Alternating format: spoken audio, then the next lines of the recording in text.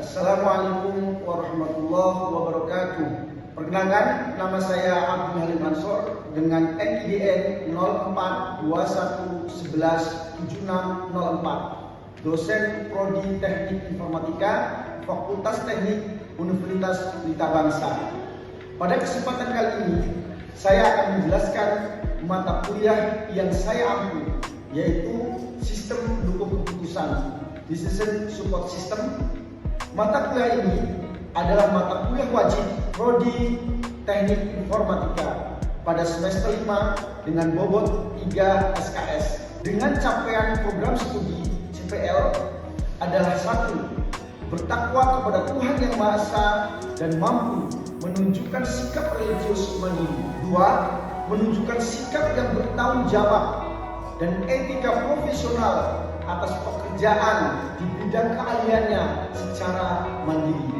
Mampu memiliki kemampuan dalam menerapkan metode-metode pengambilan keputusan yang dibangun menjadi rancangan aplikasi yang berupa sistem pengambilan keputusan.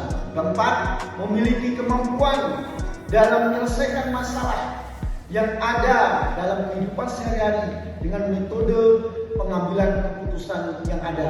Untuk capaian pembelajaran mata kuliah CPMK adalah menguasai dan mampu menerapkan metode-metode pengambilan keputusan yang dibangun menjadi rancangan aplikasi yang berupa sistem pengambilan keputusan. Untuk mendukung capaian tersebut, mata kuliah ini dirancang dengan 10 sub capaian pembelajaran mata kuliah atau sub CPMK yang meliputi mampu menjelaskan sistem keputusan manajemen. 2. Mampu menjelaskan cara pengambilan keputusan decision. 3. Mampu menjelaskan pengertian sistem pendukung keputusan decision support system. 4.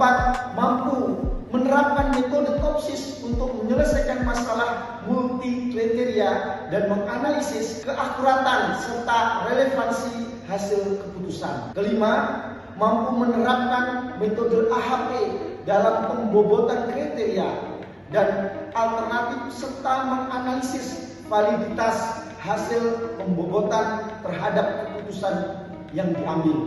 6. Mampu menerapkan metode SAW dalam proses pengambilan keputusan serta menganalisis sensitivitas hasil terhadap perubahan pembobotan kriteria. 7. Mampu menerapkan kombinasi metode AHP dan TOPSIS dalam menyelesaikan masalah pengambilan keputusan serta menganalisis sinergi kedua metode tersebut terhadap kualitas hasil keputusan. 8. Mampu menerapkan metode white product untuk mengevaluasi alternatif keputusan serta menganalisis kekuatan dan kelemahan metode tersebut dibandingkan dengan metode yang lain. 9. Mampu menyelenggarakan seminar edukasi terkait tema SPK. 10. Mampu menyelesaikan final project, menerbitkan jurnal dengan fokus skop implementasi metode dalam SPK. Untuk mencapai capaian CPMK dan sub CPMK yang telah disampaikan sebelumnya, materi pembelajaran dalam mata kuliah sistem pendukung keputusan ini dirancang secara sistematis dan aplikatif, mencakup 7 pokok bahasan utama sebagai berikut. 1. Konsep sistem keputusan manajemen. 2. Decision support system DSS. 3. Analisa model masalah dengan metode TOPSIS. 4. Analisa model masalah dengan metode AHP. 5. Analisa model masalah dengan metode SAW. 6. Analisa model masalah dengan metode White Product Model WMP. 7. Ada analisa model masalah dengan metode kolaborasi dari AHP dan TOPSIS. Adapun deskripsi singkat mata kuliah SPK adalah mata kuliah ini membahas pengembangan sistem pendukung keputusan berbasis analisa kebutuhan untuk menunjang pengambilan kebijakan dalam pengambilan keputusan yang ditunjang oleh hasil analisa sekumpulan data atau masalah yang ada dengan menggunakan metode TOPSIS, AHP, SAW, WPM, dan kombinasi dari AHP dan TOPSIS. Metode pembelajaran yang digunakan dalam mata kuliah SPK ini adalah Project Based Learning, yakni adalah model pembelajaran yang berfokus pada pemberian proyek nyata kepada mahasiswa untuk diselesaikan dalam jangka waktu tertentu, dan proyek ini diselesaikan biasanya terkait langsung dengan materi kuliah dan bertujuan melatih kemampuan berpikir kritis, kolaborasi, komunikasi, dan kreativitas. Sistem penilaian yang digunakan dalam penilaian mata kuliah SPK ada sesuai dengan standar perguruan tinggi Universitas Pelita Bangsa sebagai berikut. Absensi 10%, tugas 15%, UTS 35%, dan UAS 40%. Baik, untuk selanjutnya implementasi pembelajaran sistem pendukung keputusan yang telah dilakukan adalah sebagai berikut. Sama potes ya bawa ya. Sekarang boleh. Bismillah, Assalamualaikum warahmatullahi wabarakatuh. Waalaikumsalam warahmatullahi wabarakatuh. Semangat pagi. Selamat pagi. Oke, terima kasih. Baik, pada hari ini saya akan menjelaskan terkait mata kuliah kali ini, yaitu Decision Support System atau sistem pendukung keputusan. Ya, dan pada hari ini, pada pertemuan yang kedua ini, saya akan membahas algoritma yang namanya TOPSIS. Tapi sebelum itu, teman-teman semuanya, saya ingin bercerita. Kita semuanya ini adalah anak. Pasti ada kedua orang tua kita. Kedua orang tua kita ini betul-betul orang yang patut untuk kita berikan sesuatu yang luar biasa juga.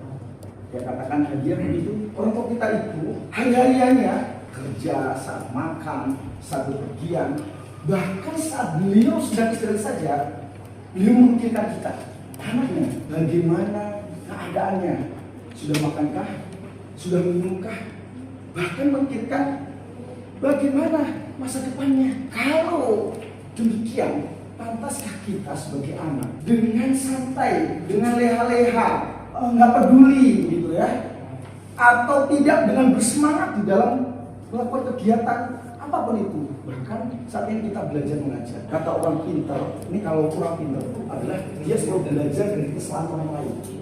Dia mengatakan dengan semangat akan mampu dan bisa merubah segalanya. Dengan demikian, kalau kita korelasikan antara kedua hal tersebut, antara semangat dan kebutuhan kita untuk mempersembahkan yang tercantik, yang terindah kepada orang tua adalah bersemangat untuk belajar yang akhirnya mampu merubah dunia ini.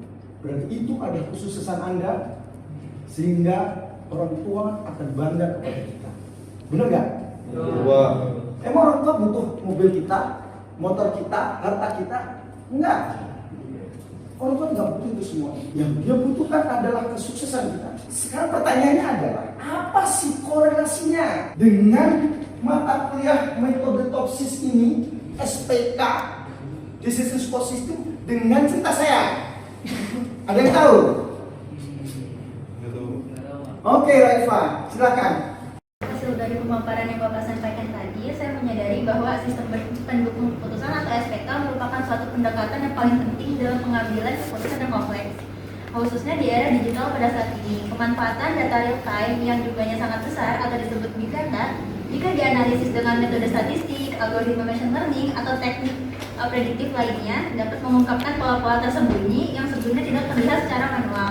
Terus juga sistem ini memberikan gambaran yang objektif dan berbasis data, sehingga keputusan yang diambil bisa lebih cepat, tepat, dan akurat. Selain itu juga, hal yang paling penting bagi SPK adalah manajemen dalam menentukan kebijakan yang strategis, tentu untuk memecahkan masalah secara operasional sehingga meminimalkan risiko dalam pengambilan keputusan. Saya juga menjadi lebih paham tentang teknologi dalam SPK bukan hanya sebagai alat bantu, namun juga sebagai partner strategis yang membantu proses manajemen dalam dunia modern saat ini. Very good, Raifa, atas analisa yang diberikan. Betul sekali teman-teman semuanya, bahwa apa yang saya sampaikan adalah bagian dari data. Tadi Raifa bilang bahwa di dalam kata-kata saya mengandung data. Di dalam data yang tersusun sebenarnya secara implisit mempunyai pola tertentu yang kalau kita olah akan menjadi teknologi yang luar biasa. Ini ada Topsis ini adalah salah satu algoritma di dalam mata kuliah Decision Support System. Topsis ini bekerja bagaimana mendekatkan solusi ideal positif dengan solusi ideal negatif. Apa itu? Ada istilah yang namanya alternatif dan ada istilah yang namanya kriteria. Apa sih yang disebut alternatif? Alternatif ini adalah sesuatu yang akan kita pilih. Kemudian kriteria adalah penilaian terhadap alternatif yang kita tuju. Pertama kali diperkenalkan oleh yang namanya Yun dan Wang ya, tahun 1981. Di sini disebutkan dalam materi multi kriteria, banyaknya kriteria yang menjadi penilaian terhadap yang namanya alternatif, objek yang akan kita pilih. Nah, bagaimana salah satu cara untuk menyelesaikan Topsis ini adalah mendekatkan, mencari solusi ideal positif dan solusi ideal negatif dengan menentukan jaraknya, prinsipnya dengan Euclidean, menentukan kedekatan relatif dari suatu alternatif dengan solusi yang sangat optimal. Solusi ideal positif ini didefinisikan adalah nilai-nilai optimal yang ada di dalam nilai-nilai kriteria tersebut. Dan kebalikannya ada yang namanya solusi ideal negatif. Yang dipakai yang mana? Tentunya pastinya adalah solusi ideal positif. Namun demikian, di sini Topsis bukan berarti tidak mempertimbangkan salah satunya atau meninggalkan salah satunya. Tentu tetap mempertimbangkan keduanya, karena keduanya memiliki jarak. Jarak ini pun juga akan dihitung, ya. Jarak terhadap solusi yang positif, ya, terhadap jarak ideal negatif dengan mengambil kedekatan relatifnya ini. Untuk Topsis ini, algoritma ini cocok buat apa saja sih? Satu, pemilihan supplier. Kenapa kok pemilihan supplier ini bisa digunakan dengan Topsis?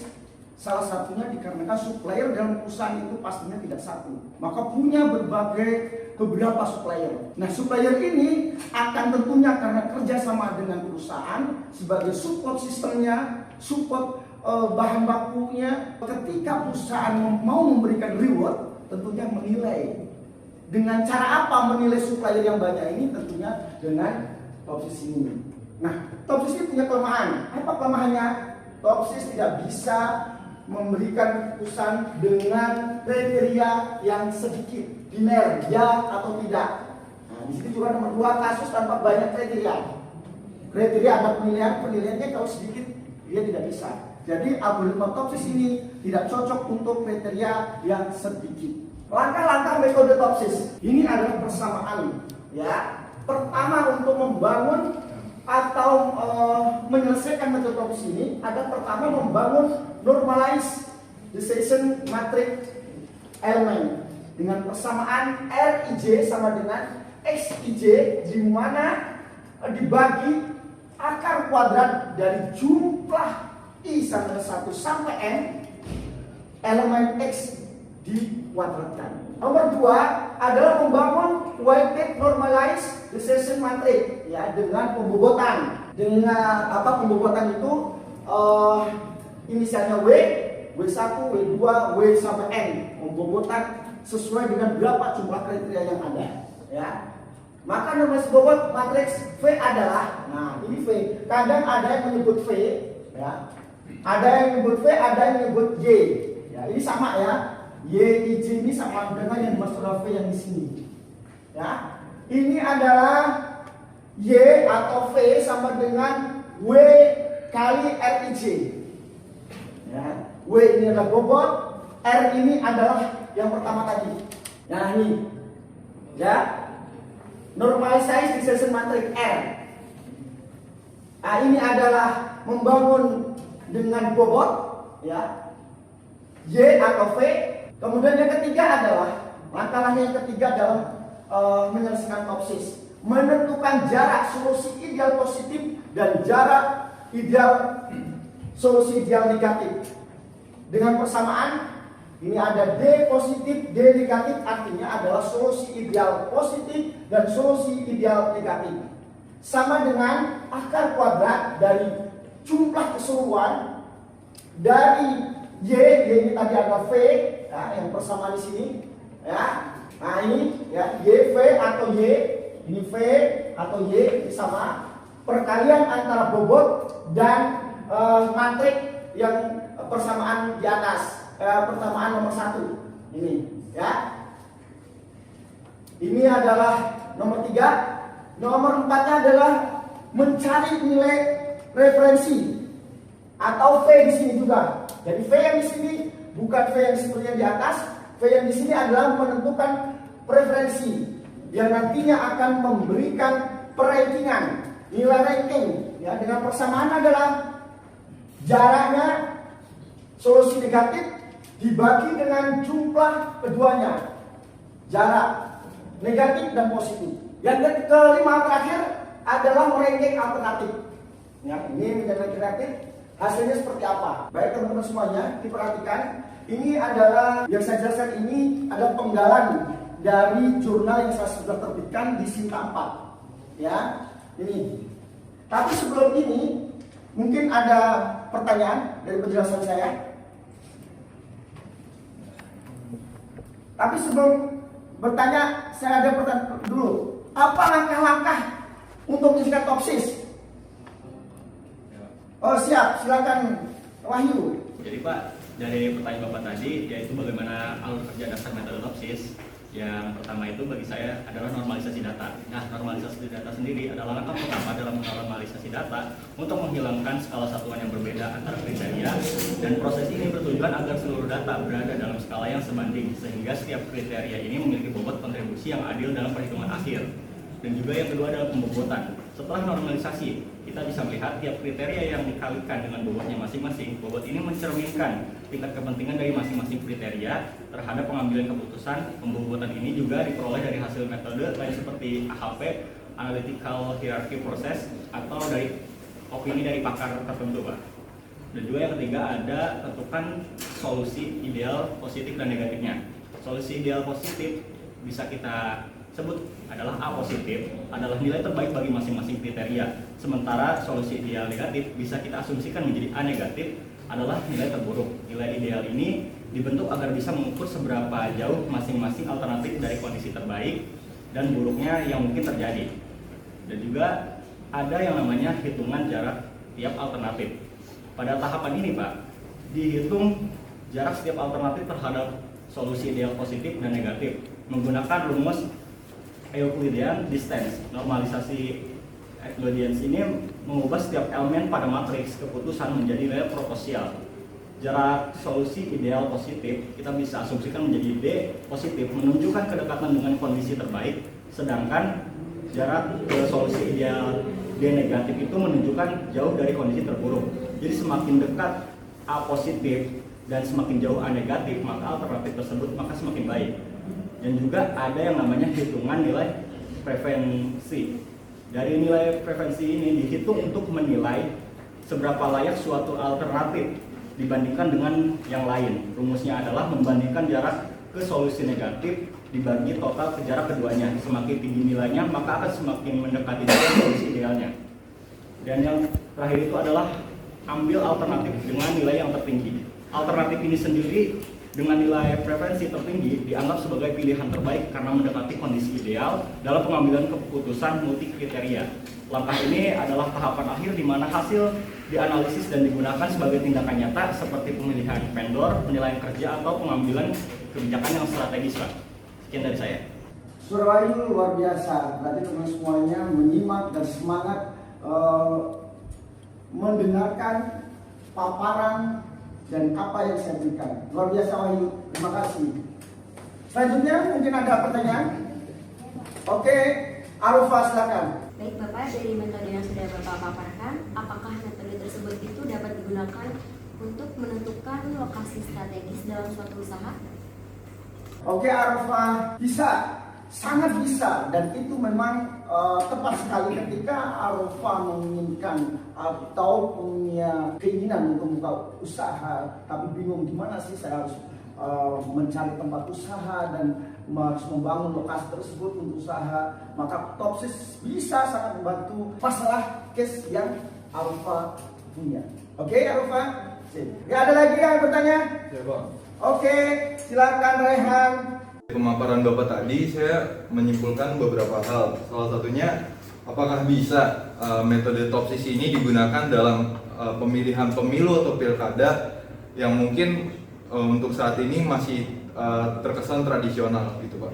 Oke, Rehan, sangat bisa sekali. Teman-teman semuanya perhatikan di televisi, di media, teman-teman semuanya ketika ada pemilihan tentu tidak lupa dengan namanya quick count. Baru jalan, tapi quick count sudah menentukan. Kok bisa? Iya, inilah. Kenapa sih bisa? Karena data mining SPK sudah memberikan tool. Makanya quick count lebih cepat menganalisa dan memberikan jawaban mana kandidat yang paling kuat yang memenangkan prediksi pemenangan pilkada tersebut. Dengan cara apa? Dengan cara decision support system ini. Salah satunya menggunakan Topsis. Baik, ini akan saya jelaskan. Ya, ini adalah jurnal yang sudah terbit Sinta 4 terkait bingungnya ketika kita memilih mobil listrik. Ya, di sini ada alternatif tadi, ada dua nilai atribut, alternatif dan kriteria. Alternatif adalah sesuatu yang akan kita capai, yang akan kita pilih. Ada mobil Tesla, Nissan, Hyundai, Wuling, ya. Kemudian kriteria adalah nilai-nilai, ya, yang akan menyertai penilaian tersebut terhadap mobil listrik ini. Apa kriterianya? Harga, jarak tempuh, kecepatan maksimum, waktu pengisian baterai, fitur teknologi, dan keamanan. Ya. Dan di dalam kriteria teman-teman semuanya bahwa ada dua nilai dalam kriteria. Apa dua kriteria tersebut? Adalah cost dan benefit. Saya akan menjelaskan lebih dahulu terkait nilai kriteria antara cost dan benefit.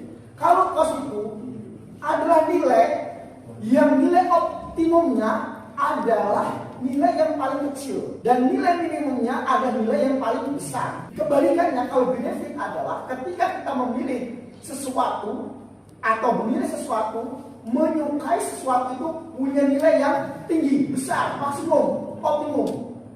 Maka nilai itu disebut nilai benefit. Maka ketika itu kita hubungkan dengan kriteria yang ada, harga.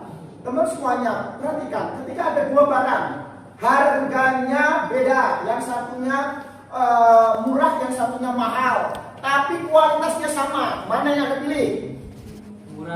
Murah. Nah, kalimat tersebut, keputusan tersebut itu yang menentukan bahwa nilai kriteria itu bernilai cost.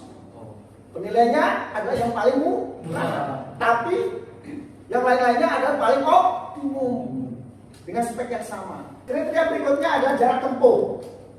Kalau ada mobil listrik yang mampu berjalan jarak tempuhnya jauh banget, kemudian ada mobil listrik yang jarak tempuhnya pendek, mana yang Anda pilih?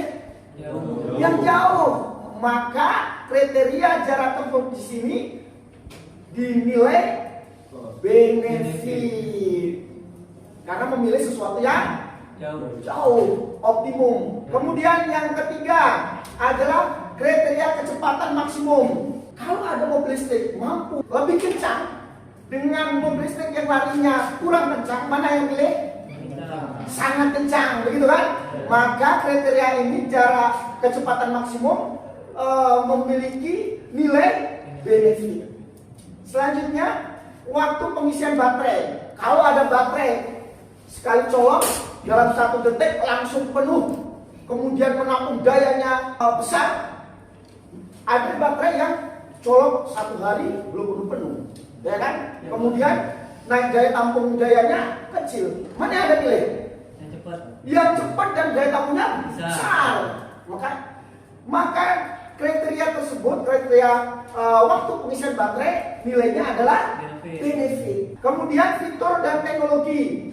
Kalau ada fitur teknologi baik itu indoor, outdoornya atau fitur interiornya atau eksteriornya mobil tersebut bagus dengan yang kurang bagus, mana yang Anda pilih? Interiornya bagus, Pak. Interior bagus, benar sekali. Maka dalam hal ini nilai kriterianya adalah benefit. Itu ya.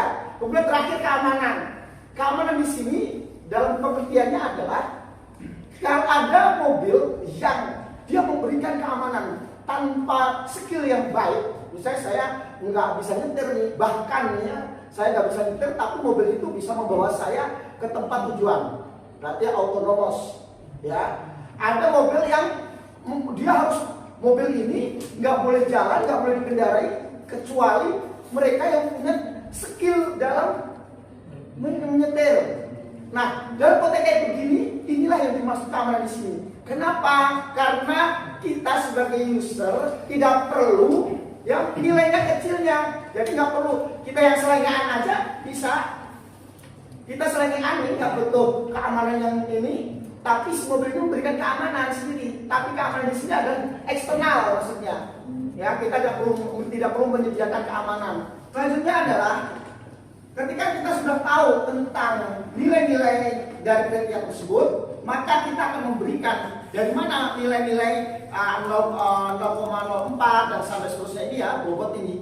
Bobot ini adalah diberikan oleh ahlinya, oleh pakarnya. Ini contoh harga nilainya 4% ya. Kemudian jarak tempuh 8%, kecepatan maksimum 10%, pengisian baterai 1%, 17%. Kemudian fitur dan teknologi 20%, keamanan 41%. Ini nilai subjektif dari pakarnya. Ya. Baru kemudian ya ketika menentukan bobot kriteria nomor 1 ini selesai, maka lanjut ke nomor 2, menentukan matrik perbandingan. Angka-angka yang ada di sini, ini adalah data. Ya, ini sebagai X. Data-data ini diperoleh tadi. Ya, tadi yang disebutkan oleh Alfa bahwa di alam ini menyediakan banyak data. Nah, data-data itu secara implisit akan memberikan pola tertentu. Nah, kalau sudah ada data, maka kita akan olah data-data ini, mencari nilai preferensi. Nah, ini dia. Akan dapat urutan-urutan nilai preferensi masing-masing alternatif. Dari nilai tersebut akan tampak sekali mana yang paling tinggi nilainya? Mobil Tesla. Maka urutan ranking dari mobil yang akan kita pilih, maka Tesla lah yang akan menjadi pilihan kita berdasarkan kriteria yang ada. Tentunya ini tidak berhenti seperti ini karena bisa dibandingkan dengan metode yang lain sehingga akan mendapatkan keputusan prediksi yang optimum. Demikian dari saya ucapkan terima kasih atas perhatiannya. Saya yakin teman-teman semuanya ini adalah bintang. Tahukah Anda tentang bintang? Bintang itu pasti bersinar dan kalian pasti semuanya akan bersinar. Amin. Persoalannya adalah yang membedakan satu dengan yang lain adalah waktu. Maka butuh di sini adalah semangat. Oke? Saya cukupkan. Subhanaka Allahumma wa bihamdika asyhadu an la ilaha illa anta astaghfiruka wa atubu ilaik. Assalamualaikum warahmatullahi wabarakatuh. Waalaikumsalam warahmatullahi wabarakatuh.